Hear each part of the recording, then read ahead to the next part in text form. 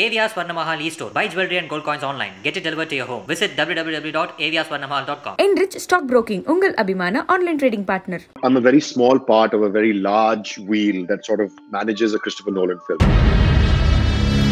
You look at everything to try and ensure that that massive machinery of 300, 400 people that have landed on a private jet to sort of shoot this film without embarrassing India, because it's tough to shoot here. There was news that Patterson and Washington, they were locked in a room. They were allowed to read the screenplay only in that room. They're so high budget and they're such massive tentpole films that the level of secrecy around them is greater than a lot of others. I can take 0-30 first. And I think that's a bit of a personal story. We shot about 2 months in Chandigarh, and then I actually completed the film in Jordan. It was a grueling 4 to 5 week of nights. And I've been sort of suffering from a back problem for almost 2 weeks, right? So I ended up with 2 slip discs towards the end of that film. For Dark Knight, I think the challenge is 47 degrees in summer. You're in Jodhpur and you're on a fort, and you're going uphill. The physical heat is just very draining for that level of intensity of work. While I gain experience in the edit rooms of Slumdog Millionaire. And I can tell you, to this day, I have learned more about being on set from that 1 year in the editing room than I have in 9 years of being on set.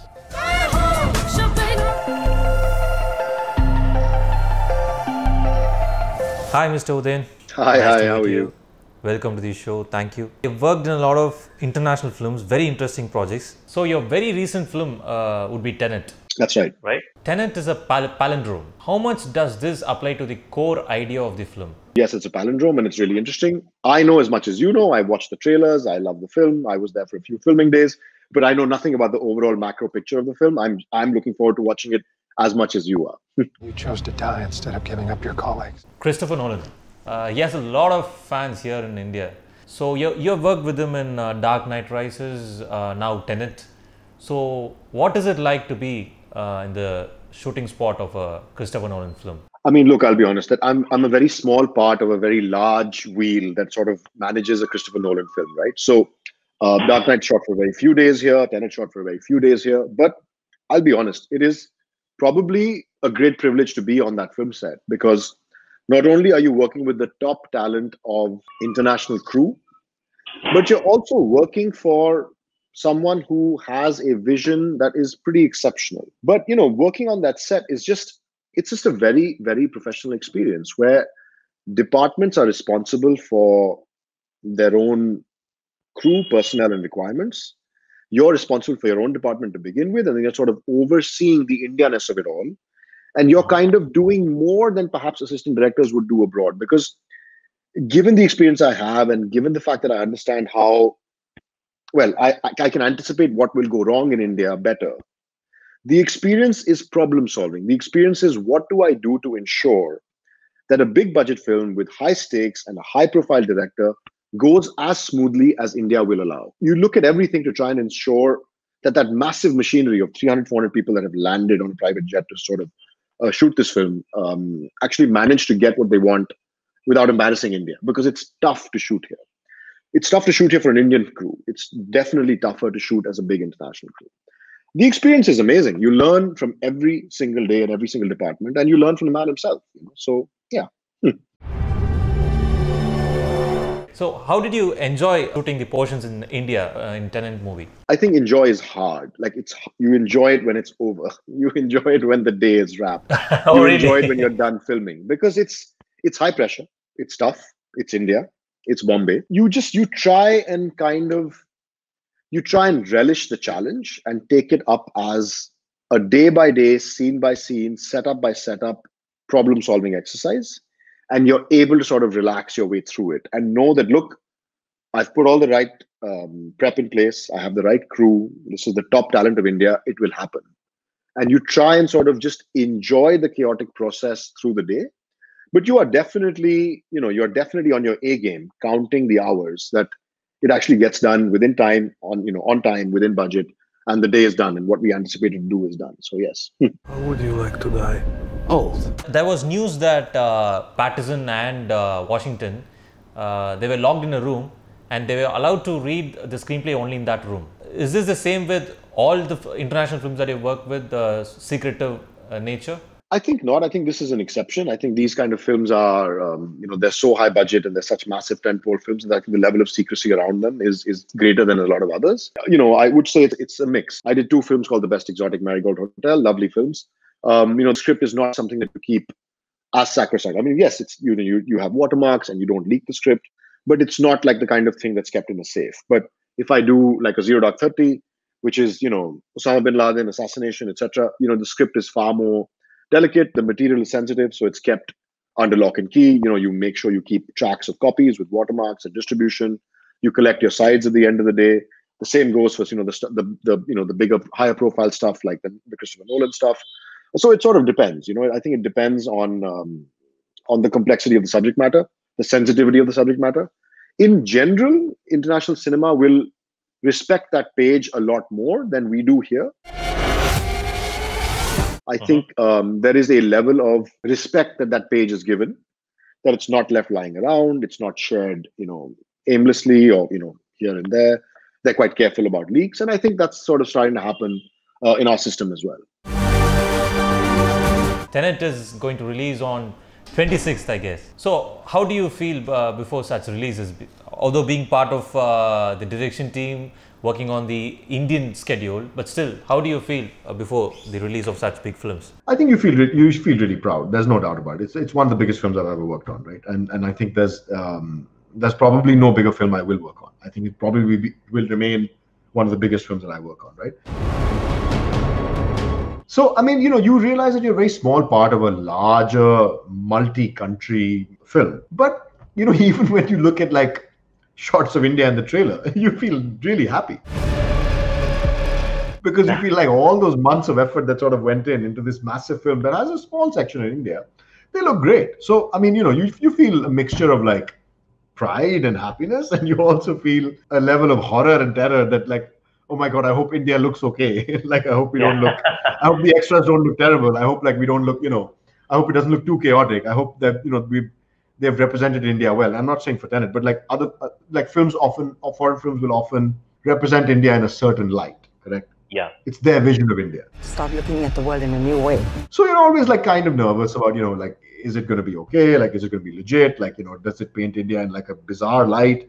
Is it correct to India? And also a little responsible. A little responsible, for sure. Exactly. So it's a mixture of emotions. But I think for this one, because it's such a big film, I think there's a level of anticipation and pride. And I think because I haven't been able to shoot as much as I wanted to since lockdown. So I'm actually also maybe doubly looking forward to it because it's been so long since I've been on a big film set. So yeah. So I have 3 films for you, the films that you've worked in. You'll have to tell me the tasks, the most toughest tasks that you remember, that you could recall, that you've done in these films. So Dark Knight Rises, 0 Dark 30, Tenet. So most challenging tasks that you've done in these films. I can take 0 Dark 30 first, Yeah. And I think that's a bit of a personal story, but it's an interesting one. I mean, we shot about maybe 2 months in Chandigarh, and then I actually completed the film in Jordan. So I left India and I did the rest of the film in Jordan, right? It was a grueling 4 to 5 week of nights, so like night for night, so 7 p.m. to 7 a.m. shifts. And this was sort of the final raid, in the by the Dead Sea in this compound. It was the final raid, the choppers landing and the Marines going in. And I've been sort of suffering from a back problem for like almost like 2 weeks, right? So I ended up with like 2 slip discs towards the end of that film, and I still had like 2 weeks to go. And I think, at that point, I didn't know the damage I'd done to my back, but I still had to complete the film and I still had to sort of get it done. And I think that was probably the hardest thing I've ever done. And I mean, thank God I've actually recovered from it and I've been through like rounds of physio, but to be physically and mentally ready on that film to be able to complete it with like 2 weeks to go with 2 slip discs was probably one of the hardest things I did. I can't speak much about Tenet, but I can tell you the hardest part about that film is the fact that you're in Bombay. Bombay is hard to film in. The lack of physical real estate is a real problem. We're a massive presence with the amount of trucks we have, the amount of cars we move around in. And I think that's, at some level, logistics is part of my domain, but it's not. It's more production. And we had an exceptional production that managed that. The hardest part of Tenet, the hardest part of any big film like that is shooting in a big Indian city where, you have rain, you have smaller streets, you have physical parking problems, you have permit problems. This is the logistics of Bombay that make things very hard, because the actual filming of it with such a quality crew from India and abroad is actually not that much of a challenge. The challenges of shooting in Bombay are actually a bigger challenge than anything else on a film like that. Because the actual filming, we've prepped it so hard, we can actually do. We're all professionals, right? Seems bold. Similarly, for Dark Knight, I think the challenge is 47 degrees in summer. You're in Jodhpur and you're on a fort, and you're going uphill. The physical heat is just very draining for like that level of intensity of work. I think with Dark Knight, and I can speak a little bit about it, I think part of the challenge is also secrecy and like keeping the set safe and secure from leaks. And that becomes like, how do you do that? Headache, and you don't use the titles of some of these films on paperwork and call sheets. You try and like close down locations and make them private so that you don't have public following through. You try and respect the press and allocate them an area where they can be present so that they're not sort of, wandering around set. You try and be very careful with leaks from crew members and leaks from actors and leaks from extras. So you have a policy of like no social media, no cell phones, etc. Right? Beyond that, I think you choose locations and then you prep them for art and you prep them for lighting and you prep them for security and you also prep them for the press and the leaks. And the press is doing their job at some level. They're not really, they're doing what they do, which is trying to get coverage about a film. So you have to respect them as well, but you have to sort of, maybe draw a fine line between like what they're allowed to see and what they're not. Because, we work hard for years and years and years, and, leaks don't help anyone except that one day of headline. They actually spoil things for, 2-3 years later when the film releases. There's a storm coming, Mr. White. And how did editing happen? From filmmaking, you worked as an assistant editor. That's right.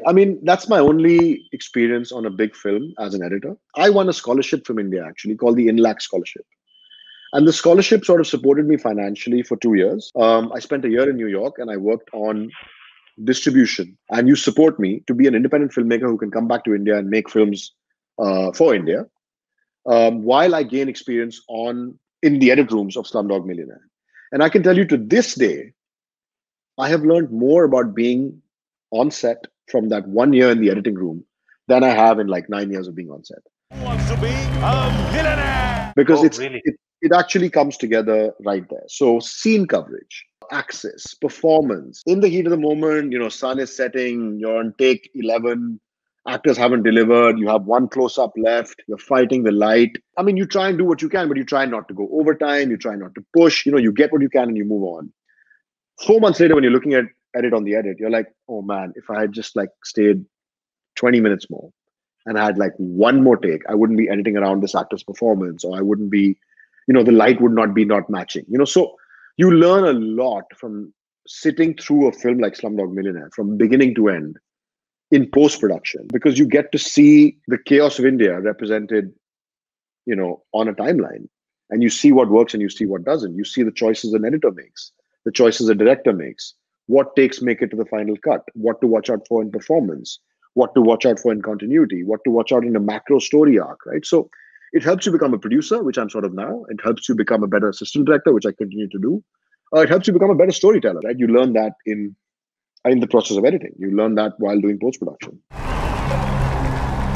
And I was going to say that it was, I realized so much the value of sound and sound design. I was really lucky. I got to spend time in Pinewood when the mix was happening. Got to be present for like a bit of dialogue cleanup. Like sound is often ignored, and it's so integral to like storytelling. Mm-hmm. And I mean sound design, music composition, Foley, ADR, all of that. So yeah. So, working in Slumdog Millionaire, did you get the chance to meet Mr. A.R. Rahman?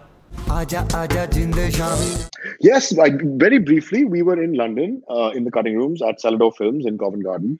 And I think he came by to have a meeting with Danny and Chris Dickens, who was our editor. I think I had to step out and get coffees for everyone. And I got a coffee for him. And I still remember, I think he had a lot of sugar in it, if I'm not mistaken. And then they went on to talk about, Jai Ho and the track and so on and so forth. And I was, too far down the food chain to be part of that conversation. But yes, I remember meeting him, but my interaction was limited. So you've been part of editing department, you've been part of direction department, but you've also worked on the visual effects side of a film, Life of Pi. Yeah, I think, It's interesting. I mean, the work I did on Life of Pi for visual effects sounds very fancy. It wasn't. It was quite basic and quite boring and quite technical. It was, if the main unit shoots down a street in Chennai and it looks like 2020, we would come in to a different street that looks more like the 1980s and shoot it same light, same lens, same time of day, match the angles. So they could sort of drop in. I mean, I'm really simplifying this, but they would sort of drop that in to make our street or the main unit street where only the first 4 shops have been made to look period. The extension of it would be done by us. So it's technical, painstaking work, right? I've also done VFX just for on a Netflix film called Dhaka, which is I think now called Extraction with Chris Hemsworth, right? Again, small VFX work, right? I think the love for it is that I understand really well now what main unit is shot. And I'm able to take that, I'm able to understand what it is that VFX will need because I've been in a cutting room.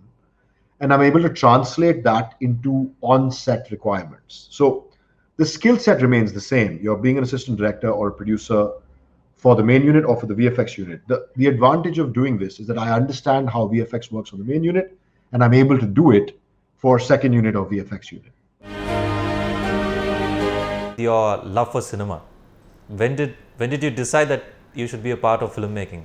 I mean, that's a great question. I think like a lot of other people, I kind of stumbled upon it. So through school and college, I did a bunch of theater, general debating, general extracurricular activities or whatever. In second year college, I actually happened to host a show for the BBC on the other side of the camera, actually as an anchor. And I think it got me very curious about the process behind the camera. So for the first time in my life, I was exposed to sort of cameras, editing, sound, a bit of post-production to see sort of what I shot for this show and like what eventually came of it. I never did any anchoring or anything to do with front of camera after that, but I got very curious with what happens behind it. Did a degree in mass comm and that was kind of it. And it wasn't a very deliberate, I want to be in film choice. But once I sort of went through that master's, I think the love for cinema kind of grew in film school, like watching films and being in that environment. Can you brief about your work as a first assistant director? What do you do? I think it's an often misunderstood term. And I think, what I'll be sort of saying now is more a definition of what I do in the sort of quote unquote foreign film system. I think a lot of the Indian film system is gearing towards that space, but it also works in a different way. And I'm not saying one system is better than the other, but what I'm going to describe now is very much what I do as a first assistant director on international cinema. So you're sort of head of your own department, and your job is to sort of bring in the film on time and in budget for the producer, and support the director with every single thing logistical that he or she needs. So you sort of organize, you anticipate, and you schedule. So you run the shooting floor for the director and you coordinate across all departments. So if there's a scene that involves a stunt, you are coordinating the rehearsals, you're coordinating with wardrobe for like double costumes, you're coordinating with the stunt director for safety, you're figuring out transport, you're doing the call sheet, you're sort of running the actual physical shooting floor for the director, so the director can concentrate on performance. It's sort of a short version of what a first assistant director does. Do you think post-pandemic things are going to change? Because now you see the current boom of OTT. So what do you think of this? OTT and theaters could coexist and both do well in India?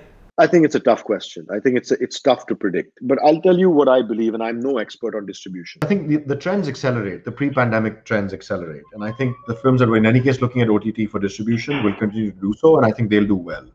But it's the big stuff, the tentpole stuff, the massive 3,000, 5,000 screen films that will suffer. They have massive stars, massive fees. They need box office collection to recoup that cost. Will people go back to theaters before there is a vaccine? I'm not so sure. With the convenience of OTT, the quality of streaming, watching on a mobile phone, I think it may be tough. I think we may see a slower recovery for screens and distribution. I think globally, cinema audiences are declining. Right. Globally. India was the exception. In India, cinema audiences stayed where they are. In fact, we have a real estate problem, not a screen problem. If we had cheaper real estate, we would have more screens and more screens would be filled. Is this a boost for regional cinema or cinema in local languages? Perhaps. Does it mean death knell for overpriced, over-budget, massive Bollywood films? Perhaps. But I'm no expert on this. I can certainly say that's my opinion. Yes. Yeah, let's see. I need some idea of the threat we face. So many high expectations for the film. Let's hope it comes soon to India, and we would love to see that when it comes. Yeah, me too. Yeah. It was a pleasure talking to you. Thank you so much, Mr. Udayan. Would love to see your films in Indian cinema. Yes, for sure. Thank you very much. Thank you so much. Bye. Stay safe. இந்த video உங்களுக்கு பிடிச்சிருந்தா like பண்ணுங்கள். இதே மாதிரி நிறைய videos பண்ண தான் போகிறோம். உங்கள் ஃப்ரெண்ட்ஸ் அண்ட் ஃபேமிலிக்கு மறக்காமல் ஷேர் பண்ணுங்கள். என்ன தோணுதோ கமெண்ட் பண்ணுங்கள். 52 லட்சம் பேர் எங்கள் ஃபேமிலிக்கு சப்ஸ்கிரைப் பண்ணியிருக்காங்க. ஸோ நீங்களும் மறக்காமல் சப்ஸ்கிரைப் பண்ணுங்கள். AVR SWARNA MAHAL e-store. Buy jewelry and gold coins online. Get it delivered to your home. Visit www.avrSwarnamahal.com. Enrich Stock Broking, உங்கள் அபிமான ஆன்லைன் ட்ரேடிங் பார்ட்னர்.